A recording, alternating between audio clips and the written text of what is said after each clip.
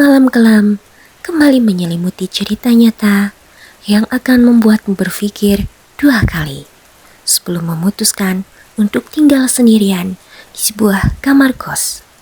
Sebuah kamar yang katanya tak pernah dihuni lebih dari seminggu. Namaku Rani. Awalnya, aku hanya mencari tempat tinggal sementara dekat kampus. Karena asrama sudah penuh, seorang teman merekomendasikan sebuah kos sederhana di pinggir kota. Murah, tenang, dan katanya nyaman. Tapi tidak ada yang memberitahuku bahwa kamar yang kusewa adalah kamar nomor 3.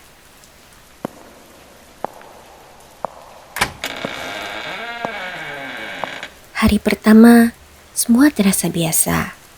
Pemilik kos, Bu Rahayu, terlihat ramah. Ia hanya berpesan singkat. Kalau malam, jangan keluar kamar setelah jam 12 ya.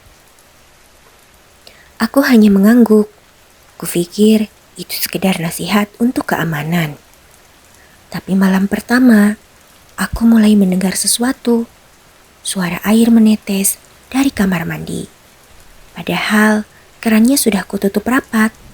Dan di antara suara itu ada suara lain, lembut, seperti bisikan perempuan, pelan sekali, dari arah dinding kamar mandi. Jangan di sini, pergi. Aku kira itu hanya halusinasi karena kelelahan pindahan. Tapi suara itu kembali lagi keesokan malamnya dan malam berikutnya.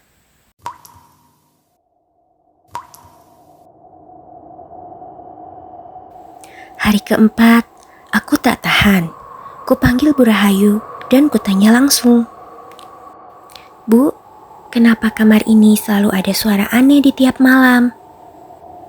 Ia hanya terdiam, lalu menatapku dalam-dalam.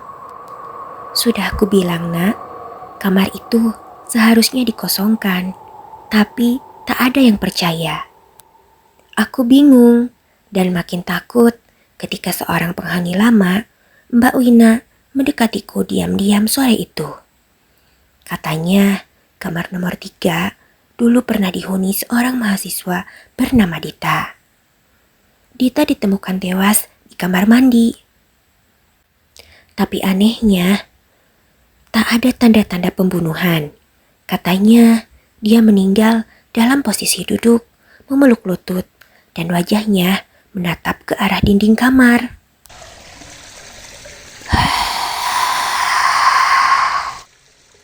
Malam itu, aku tidak bisa tidur. Setiap aku memejamkan mata, ada suara langkah di kamar mandi. Tiba-tiba, air keran menyala sendiri. Dan dari cermin, aku melihat bayangan samar seorang gadis berambut panjang, duduk di lantai, menangis sambil menatap ke arahku. Aku menjerit. Tapi saat kulihat lagi, tak ada siapa-siapa. Cermin itu retak sendiri, tanpa sebab. Malam ke-7, hari terakhirku di sana. Pukul 12 lewat sedikit, pintu kamarku diketuk pelan. Aku tak berani buka, tapi suara itu terus berulang, sampai akhirnya terdengar jelas suara perempuan berbisik dari luar pintu. Tolong aku keluar dari sini. Dengan gemetar, aku beranikan diri membuka pintu. Dan tak ada siapapun. Lorong kosong, lampu redup, tapi di lantai depan pintuku ada genangan air, dan di tengahnya ada rambut panjang basah tergeletak seperti ditinggalkan seseorang.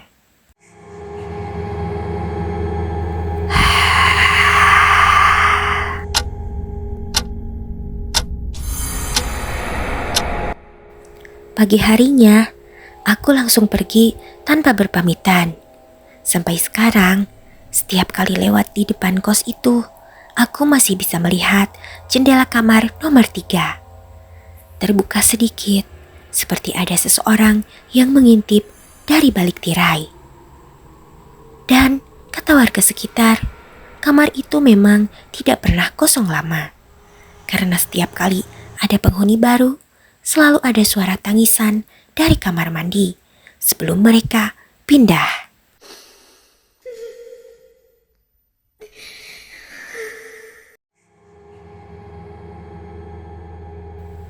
Itulah kisah malam ini.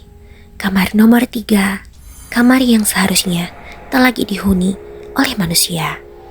Karena ada arwah yang belum mau pergi.